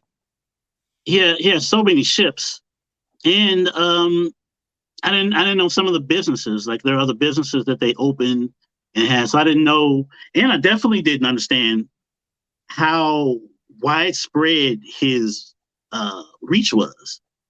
I didn't understand there were like UNI members all over the world, and that that his paper reached all over the world. Like that, I didn't know before reading that, before reading all my research, for sure. Fantastic. I mean, if you ever get the chance to come to New York, please visit the archives, because there are so many pamphlets that he wrote, and things that he, that Amy, the second wife, wrote as well. And all of those things are in the archives here in the city of New York. So even some of the gangsters who funded UNIA, you know, I talk about it here on this program a lot. Madam Stephanie Sinclair was a huge contributor to the UNIA. In fact, she made her soldiers on the street kick up. So Bumpy Johnson had to kick up to UNIA. You know, that's how it was. And to hear Dr. Ben say that his interaction with those folks was just phenomenal in itself. So if you ever get a chance to check them archives out, brother, it's powerful. But like I said, I'm excited for this film. As my brother Blacksmith says, you know, if each of y'all could share the link on your pages and your social media groups, please do so, because maybe financially you may not be able to help, but someone else can. And you will be surprised how far it can go. So I'm not asking you for nothing. You know, we don't ask you for nothing here on TBT. All we're asking is that you please share the link. That's all I want. That's all I want. Share it, because we got to get this film completed. It has to be made. It's critical in these times where you have so many of our people moving away from the liberation struggle, not knowing what that is, what that entails, you know, to be in that time, to spread his message so far and wide. I mean, that is a phenomenon within itself. But I want, let me ask you one more question before we let you go. As far as other projects, can you give us a little bit of insight on what it is that you have coming out that we can't show here tonight, but you can give us a 411 on it? Yeah, absolutely. So I mentioned before about the documentaries that I'm working on. It's a documentary series called Color Treatment, and it's right now it's 2 parts. I'm not sure if we're going to do a 3rd part yet, but I'm definitely focused on strong showing of these 2 parts. The first one is the history of the evolution, following the evolution of films about slavery. So we're talking about the effect of these films and how they've changed in the representation, because like literally the moment they invented, and when they invented films, well, just to set the stage, America was ripe with minstrel shows. And one of the most common minstrel shows were Tom shows, where they put on these very adapted versions of Uncle Tom's Cabin, and basically catered them to the white shows. So you have white men playing all the black characters in these minstrel shows, including the women, which is some psychology in and of itself. Right, and there was a lot of cross-dressing going on on the stage, black and white. Like they would play the female, they would play the white female characters sometimes too. So again, there's a bunch of psychology behind that. But so of course they catered this to, if you've read the original story of Uncle Tom's Cabin, Uncle Tom is not portrayed in the way that we understand who Uncle Tom is nowadays. When we say the word we say the phrase Uncle Tom was he was up in age, but he was strong. He actually was, you know, and this is where we kind of make him weak. He was strong and caring, and he, you know, caring so much that he actually refused to give up some of the other slaves, like to tell on some of the other slaves, and he refused to beat some of the other slaves. And so instead of, since he refused to do that, the slave master got mad and whipped him. So they focused more on that stuff, and he was highly religious as well. So, you know, when they catered the Tom character for white audiences, they made him very weak. They made him very old, very gray, very subservient, you know, all of the things that white America wanted to see at the time. And, you know, in the book, he gets beat to death. So, you know, that falls right in line with everything that white America wants to see as well. And it doesn't even matter that he was like totally loyal servant and all of that. Totally loyal servant that refused to do something, so he got beat to death. So it's that portrayal of in the Tom shows that became widely known in America. And so it was very popular at the time, at the birth of film. So there are numerous films that either are literal portrayals of Uncle Tom's Cabin, like just Uncle Tom's Cabin, but there are other ones that like hint towards it or use it. They're derivative of Uncle Tom's Cabin, including even Birth of a Nation. Like Birth of a Nation, there are parts of it that call to Uncle Tom's Cabin in the end as a cabin that they rush to and all that. So since the beginning of film, they've been portraying us enslaved. Since the beginning of film, they've been portraying us as subservient. They've been portraying us as the Uncle Tom, the tragic mulatto, the buck. All these things started at the, they predate film. So when film comes along, film is just a lot of times they're really just filmed stage plays. So it's like what was popular on stage in America. So a lot of that foundation that was laid at the beginning of film just continues on like for a long time, and arguably till today. You can still find traces of all of these characters in the representations that are out there. And so, I just, like I was saying before, my wife and I decided to focus on legacy. And there was a project that we were doing where we would call it, they're called supercuts. And basically you go through a bunch of things. Like sometimes you'll do a supercut with movies. An example of a supercut would be somebody putting together a collage of scenes where somebody steps out into the street and gets hit by a bus. You find 20, 30 films like that, put it together in a cut that just shows them all. And it kind of, it's a thing in of itself. It kind of shows you the history of how that happened, right? So we were trying to do supercuts that were like catered towards Black entertainment. So when brainstorming ideas, the idea came in my head, 12 Years a Slave wasn't that long ago. So I was like, I wonder if it'd be cool if I did like 100 Years a Slave and like did a supercut of all the films from the last 100 years. And I was like, damn, if I'm gonna do that, that means I need to collect all these films. And if I'm gonna collect all these films, shit, I want to be if I would watch them. And I was like, if I was gonna watch it, I need to document what I feel while I'm watching. I was like, well, you know what? This sounds like a documentary. Like I might need to make this happen. So I wrote it on my board, wrote out some things that I thought that I would need to do. And I just started doing research, and it just evolved into this documentary, and I'm excited about it. That's the first part of it. And to follow it up, because you can't separate the two because of the stronghold that both of these things had on the entertainment industry, especially into the 60s and 70s. Like, and it's surprising, I can't separate it from blackface, because blackface was very prevalent in Hollywood. And I don't think people even realized that there was blackface happening into the 70s. Like and then I don't even just mean showing up every now and again. They and overseas they had the black and white minstrel show. They were still showing into the 70s. And it was like a weekly televised show with song and dance in blackface. Wow.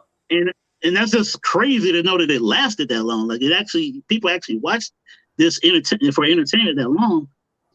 So it was like, okay, if I'm going to be doing this, I'm already going to be crossing that line and doing all this. And I, as one of the projects, I didn't know what I was going to do. I just wrote the word blackface, and I said, you know what? It sounds like it's already calling to me. So part 2 is a history of blackface, and that they both run deep, but the blackface thing runs real deep.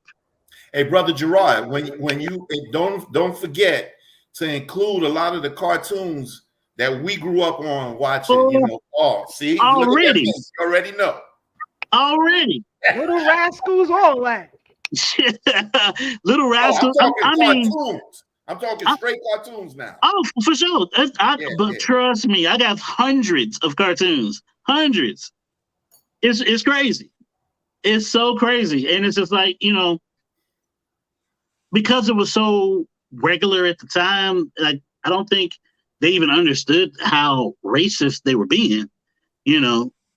I definitely think some did. I'm sure, I can't give everybody a pass. I don't know. I should not giving anybody a pass, but them recognizing what they were doing. I think some, I think there are different types of racism. I think they're both like dangerous. I won't say both, but they're all the types are dangerous, and one of the types is a passive type of racism where you don't even realize you're being racist, and that's just as destructive. And that doesn't, you definitely don't give that a pass. It's, you know, but it's like, it's not even an issue for you. And, you know, you don't even realize what you're doing to a people or doing to, you know, to your friends or neighbors. And so, yeah, the cartoons are crazy. It's crazy. Mm-hmm. And they lasted for a minute too. Yeah. And, you know, they slowly started being siphoned out of public display. And then, you know, Disney released some of them with a disclaimer in the front. And it's my hope that I can get. It'd be beautiful if I could, you know, I know a few people that know a few people. It'd be wonderful if we can get Warner Brothers to release their selection. It's like 13 cartoons have been banned, and those joints, there's a reason they've been banned. Wow. It's funny you mentioned that, because during that time, especially going back to the days of Garvey, I mean, the depictions of us in print media was just as disgusting, absolutely, just as racist. In fact, that's one of the reasons why I love the great film producer Oscar Micheaux. He tried to combat those horrible images that were being forced on us. In fact, I think he produced some wonderful, wonderful films. Even the silent films that he produced were phenomenal. I saw one film that he did with James Earl Jones's father. Yes. I can't remember the, yeah, I'll send it to you. Okay. But he was portraying black men in a light of courage and strength as being protectors of Harlem. That was the film. You had a woman who was going about her day or what have you, and she got robbed or what have you.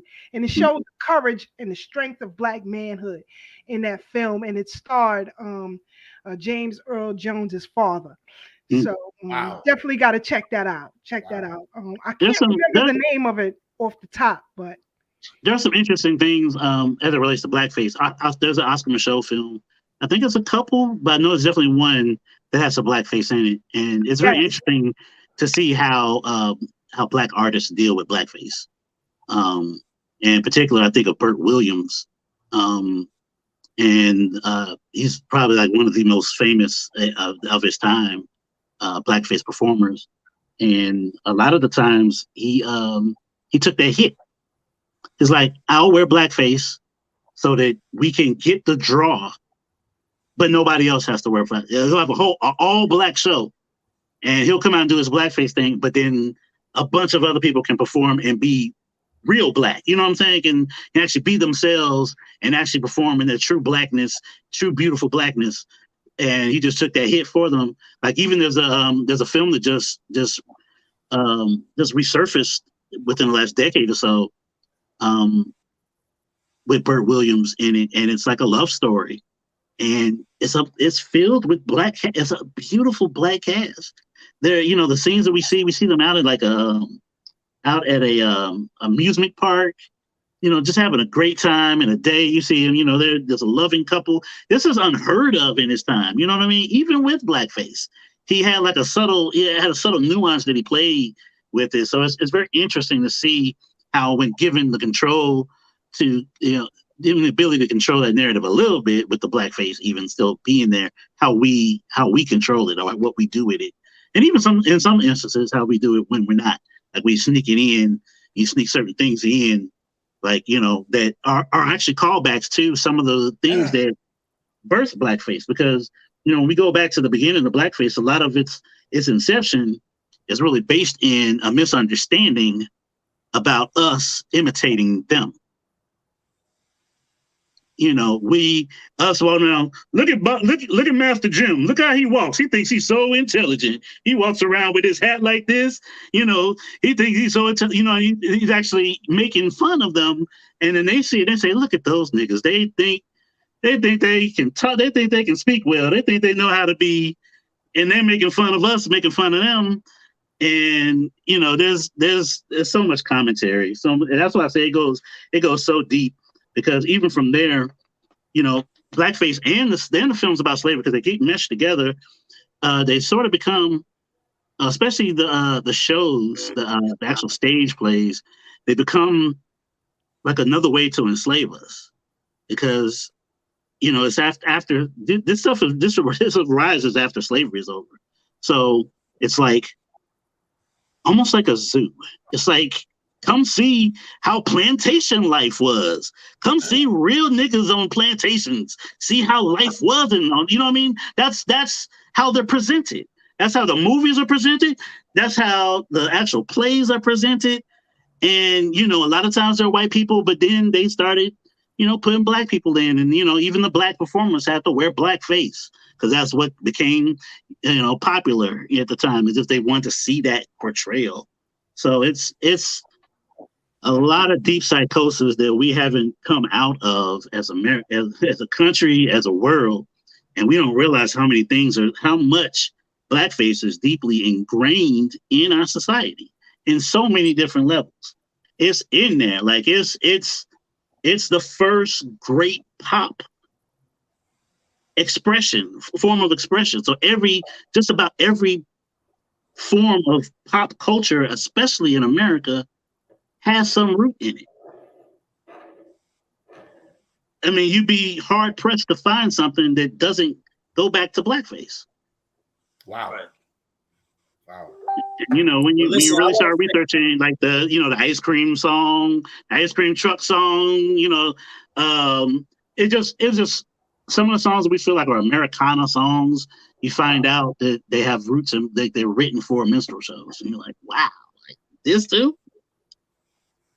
Right. Well, I want to say once again, family, we are here with the producer of this short film, Mosiah, based on the life of Marcus Mosiah Garvey. Please do your best to support. Listen, I did the math, family. First of all, I gotta say, I'll be remiss if I don't comment on the fact that this brother is only asking for $22,222 to make this film. That is nothing, family. We see these devils out here. They put up more money overnight to free the killer of Trayvon and all these people. Now, we got a powerful opportunity here. Not only is he asking for that amount, but check the number on it. That's a powerful number. 222222, whatever. You know we in the palindrome energy right now. This year, 2022. We in a big energy, big palindrome energy. This is a portal. This time, this year that we living in is a portal for Black people. I see you, King, that you chose that number. I saw somebody gave a donation of $222. I did the math. Look, Black people, all we need is 1,000 people to donate $22, a little over $22. But if we get 1,000 people to donate $22, that's it. That's nothing. If we get 500 people to donate $44, 500 people, that's nothing, family. And if we get 250 people to donate $88, you can't even get a pair of Jordans for that price. That's nothing, family. That's spending all your money on Jordans. 250 people donate $88. Big palindrome energy, powerful. This is a portal for us. I already know that it's gonna manifest, my brother. And up here on Thorough Black Talk, you family, whatever you need from us, we will definitely promote as much as we can. And we're gonna make this happen. We're gonna make this manifest, brother, because it's destined. Like it's bigger than us. It's bigger than you. It's bigger than all of us. This is something that is needed culturally. You know what I'm saying? For us to keep this tradition, the African spirit of being an orator, you doing it visually. You know what I'm saying? That's what our ancestors do. So I commend this king and his queen and everybody else that worked on this project for keeping this big energy going, family. The youth, the next generation need to see this. So please make sure y'all donate $22 at the minimum, family. We get 1,000 people. I spend more than that on Uber Eats. You know what I'm saying? You donate $222 and you could be listed as associate producer. There you go. Come on. And we released the trailer at 2:22 Jamaica time on 2/22/22. Wow. That's powerful energy. That's a portal. That shows you this movie is definitely going to happen, family. So with y'all help, we'll get it done faster. We want to give him more than that. So we want to have a big budget so the brother could do as much have as much creative freedom as he wants. And everybody is comfortable to make the best product. Because y'all saw the trailer already, family. Go on YouTube, subscribe to them, thumbs up, like it, follow them on all social media platforms. Mosiah the Movie. And what's the name of the production company again, brother? Digibees?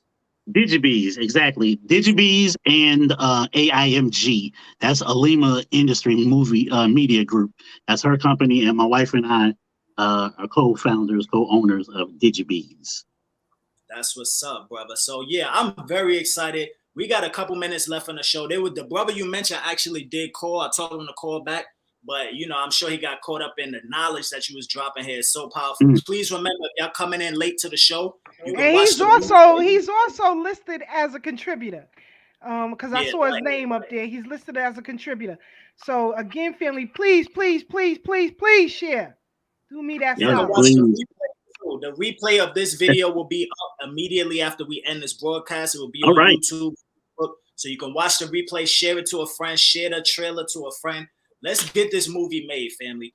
Keisha, when I tell y'all, I know y'all hype about it already. I don't mean to cut you off. I'm sorry, but let me tell you something. The performances in this joint are amazing, and when I tell y'all the performance, especially the chemistry between the character, Samuel Lee Fudge and Britt Scales playing Marcus Mosiah and Amy Jacks Garvey, are just they're just chilling. You watch it and you're just like, it feels like you're transported. It's just amazing. I just can't wait. And just understand. I haven't even said this part of it. Like, the intention was to just film this ourselves.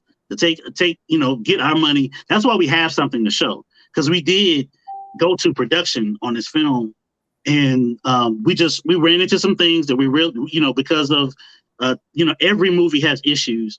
So we came back working on the film, realized there's some things we need to reshoot because we want it to be the best that it, like I said, again, you don't get a second chance to be the first.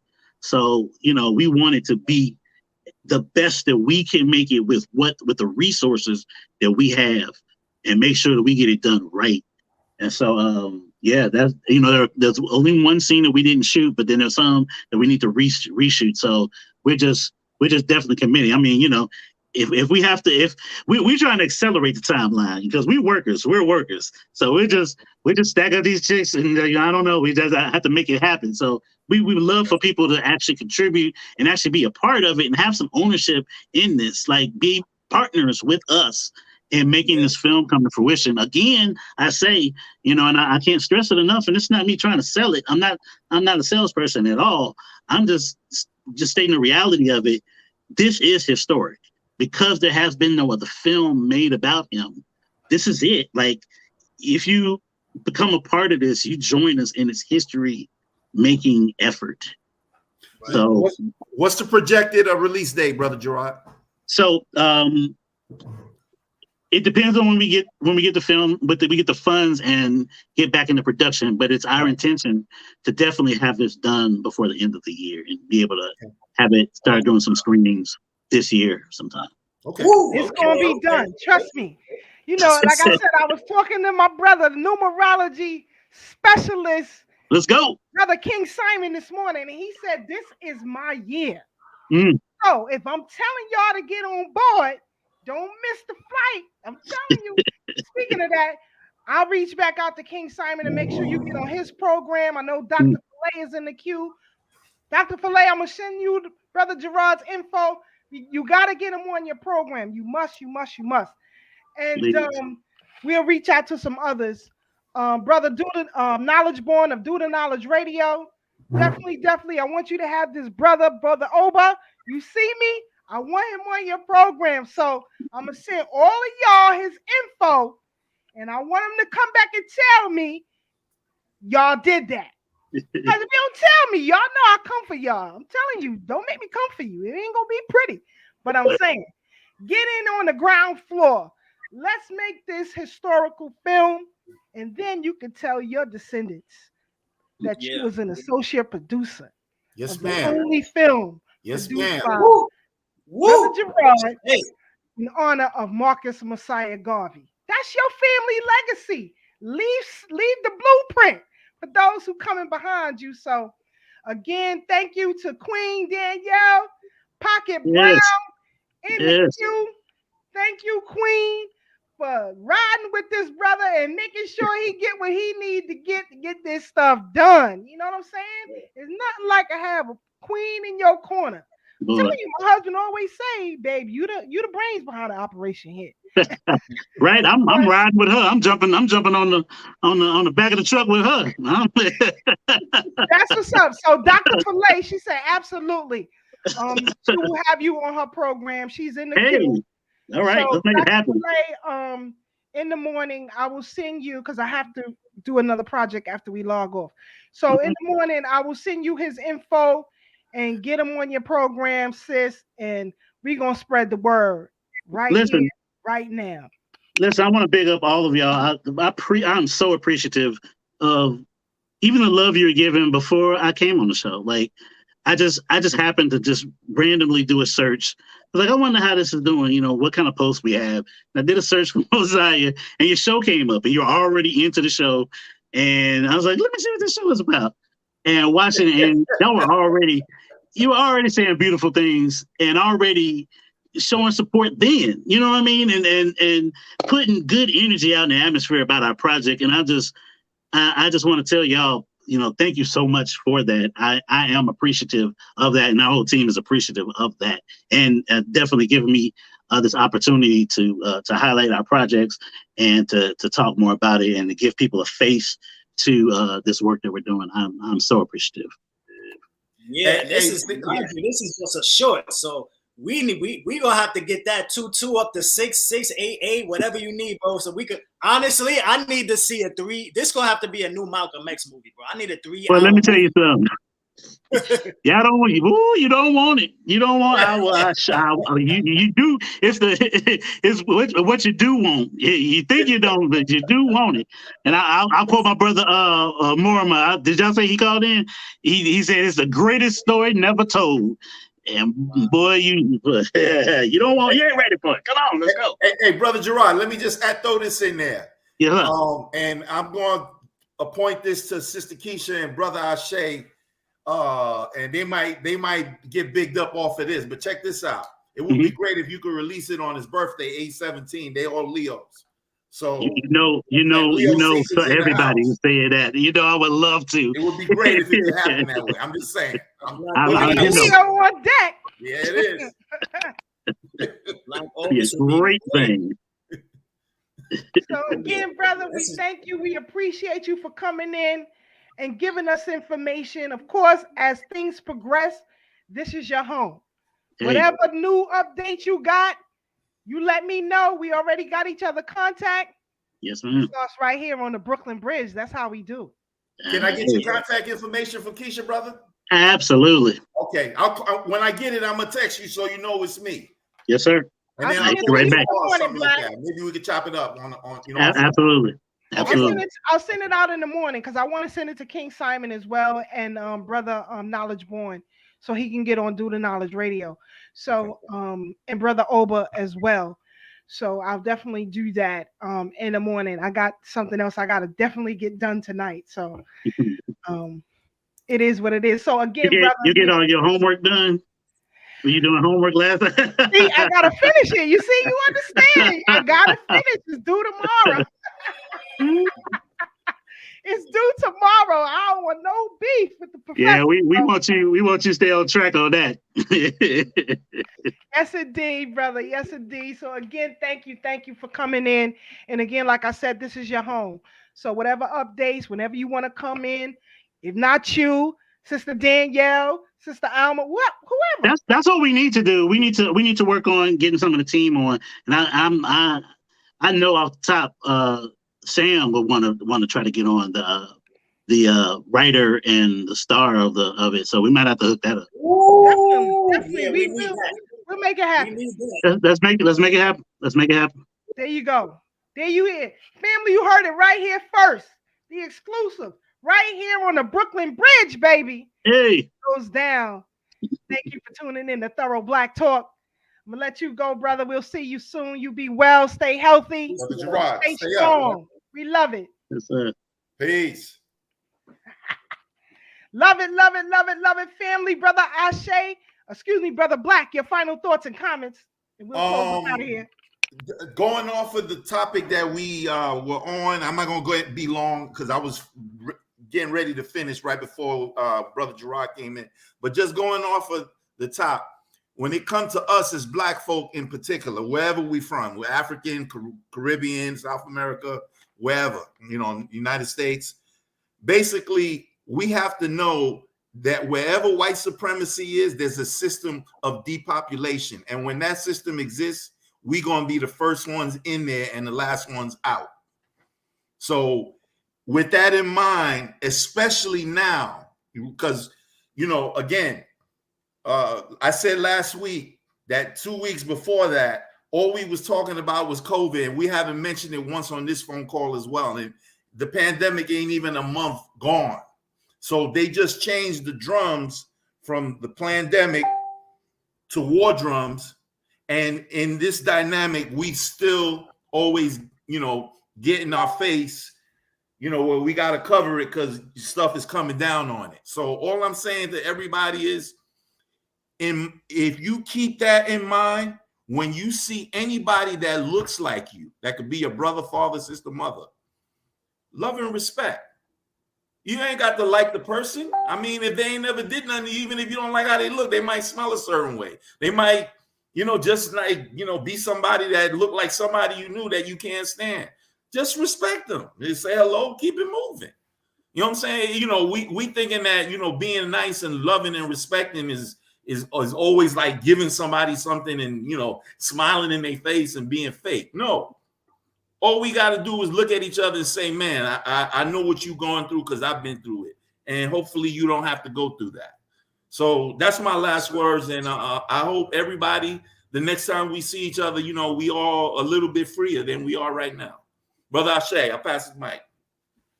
Black Power, that was a great closing. Listen, family, I'm super excited. I'm telling y'all, when I first came across that trailer for Mosiah the Movie about Garvey, the film that we are from the grassroots level gonna fund and make come to manifestation. I'm saying it now. When I first saw that trailer, I didn't even tell a brother. I watched the trailer like 20 times in a row, family. I watched it like 20 times in a row. No shame, family. Real talk. Because listen, I don't do the Netflix. Once in a while, I might tap in, a little bit of this. I don't do none of the shows. It's taking too much of my time. I got too much stuff going on, too much things to do. You know what I'm saying? Too much fighting for freedom for me to be wasting time on all of these shows. If that's your thing, that's cool. But me, I got priorities. And if I'm putting my energy into something, it has to return an investment. They gotta educate me or gotta make me feel good or make me want to go out and bust some of these devils in their head. One or the other, but they gotta provide something for me. Now, when I saw this Mosiah movie, I swear to God, family, like Keisha said that African spider sense is tingling. I knew exactly what she meant because I felt the same jitter. I'm like, whoo! That brother said Africa for the Africans. I said, oh my God, this got to get a goddamn Emmy, Grammy, give them the musical awards, give them all awards. You know what I'm saying? But this trailer, if you have not seen it, we played it earlier. You can watch it on YouTube. Mosiah the Movie. You heard it first. We're gonna have the actor Sam, the brother that's playing Garvey. We're gonna have the exclusive interview with the writer and actor of this movie. That's gonna be in the near future. But listen, Ashe, from me, like Keisha said, we don't ever ask y'all for nothing. I want to see this brother's GoFundMe. I want to see the dollar signs go up, family. Like I said, if you can't give much, all we need is 1,000 people to give $22, family. $22. That should be the minimum.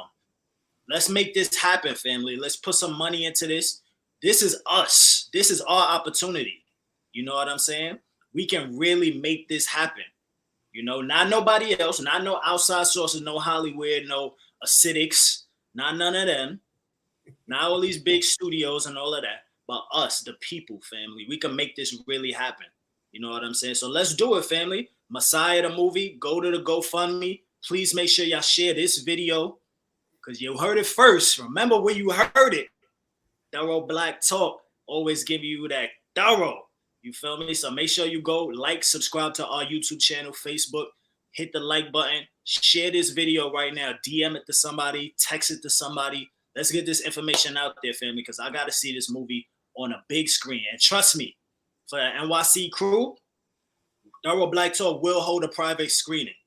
If we did that for Panther, we took the kids, shout out to Party, Sister Tam and Tad, took the kids out, rented a whole theater just to show Black Panther. You think we ain't going to rent a whole theater to show this movie? You better believe it. So remember where you heard it first. Thorough Black Talk. It's your brother Ashe SJ signing out. Always remember, true courage is knowing how to suffer, and the battlefield is where you stand.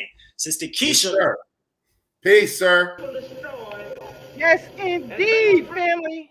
Like I said, make sure you online next week, Wednesday. Follow Thorough Black Talk Facebook page. I will post the Zoom link as I break down the exclusive. Nobody is breaking down the life of Fannie Lou Hamer. Nobody. But I'm telling you, Sister Keisha gonna do the damn thing next week. Let's get it. Yeah.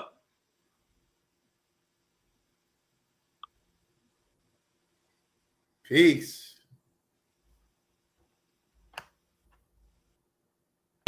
They froze us. They don't want y'all to play. They don't want y'all to play. I'm telling you, they don't want y'all to play. Well, we're going to close it out anyway. We got to roll. And it seems like, these. Oh, shit. I'm the only one left.